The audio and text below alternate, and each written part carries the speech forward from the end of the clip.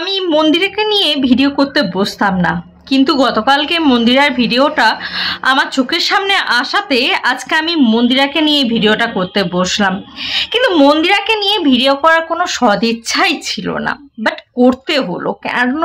কারণটা কি জানো তো?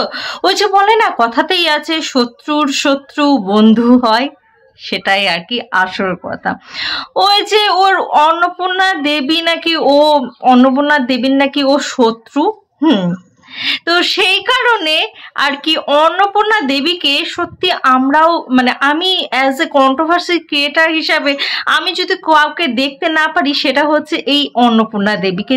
তাহলে যদি বলো কেন দেখতে পারো না, তোমার কি কোনো পার্সোনাল শত্রুতা আছে? তাহলে বলবো যে না, পার্সোনাল কিছু শত্রুতা নেই।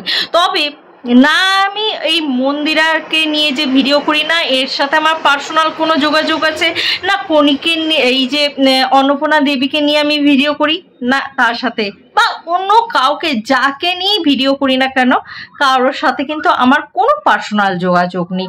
তা সত্ত্বেও কেন বলছি, দেখো, আমরা যখন কন্ট্রোভার্সি কে কিভাবে করে জানি না, কিন্তু আমি যখন কন্ট্রোভার্সি নিয়ে এই ভিডিওগুলো করি, তখন মানুষকে যেটুকু টাইম আমার সামনে তুলে ধরছে সেটুকু ভিডিওর মধ্যে আমি খুব দেখতে যাওয়ার চেষ্টা করি, খুব গভীরতার মধ্যে যাওয়ার চেষ্টা করি যে সত্যি সে কতটা ঠিক বলছে, কতটা মিথ্যা বলছে, কতটা ঠিক কতটা ভুল, আমি সেখানে যাওয়ার চেষ্টা করি।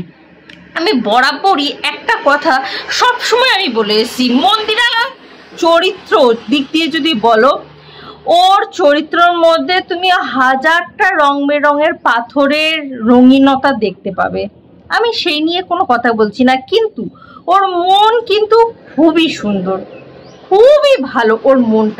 ওর মনটা এত সুন্দর বা এতটাই ভালো, এইরকম মন আমি কিন্তু আদৌ আর কোনো ব্লগারের দেখিনি।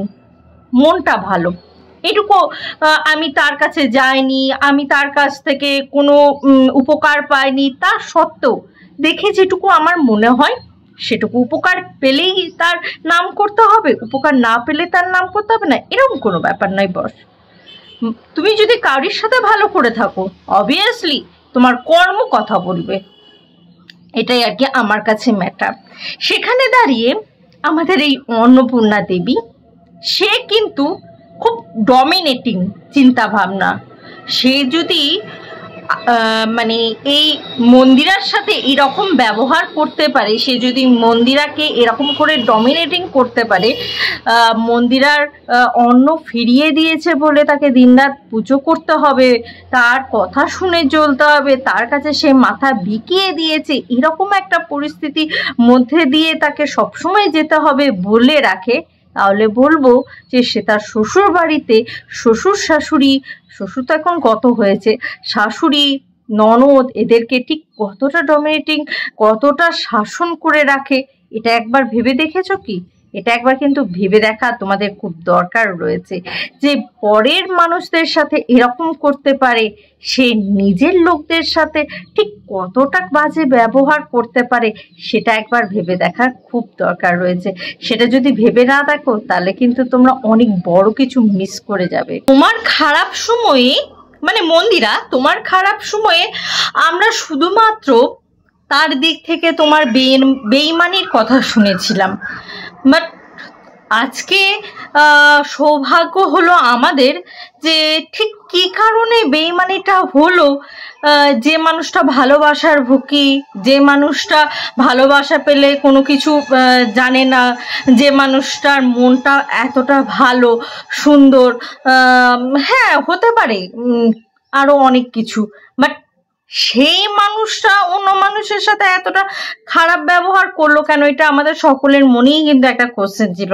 গতকালকের ভিডিওটা যে আমাদের মন থেকে, সকলের মন থেকে কিন্তু এই দ্বন্দ্বটা কিন্তু সরিয়ে দিয়েছে, ভীষণ একটা কিন্তু ভালো করেছো এই ভিডিওটা করে।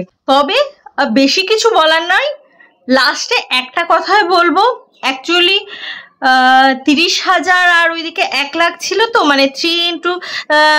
3:7 একটা তোমার অনুপাতে ছিল, সেটা এখন বেড়ে গেছে, তোমারটা বেড়ে গেছে ধরো, তারটা কমে গেছে, এখন হচ্ছে যুদ্ধ।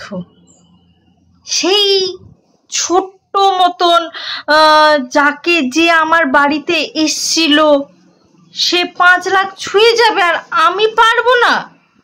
ইগোর লড়াই চলছে বস, তাই ক্যাঁচড়ামো শুরু হয়েছে, বুঝেছো মন্দিরা?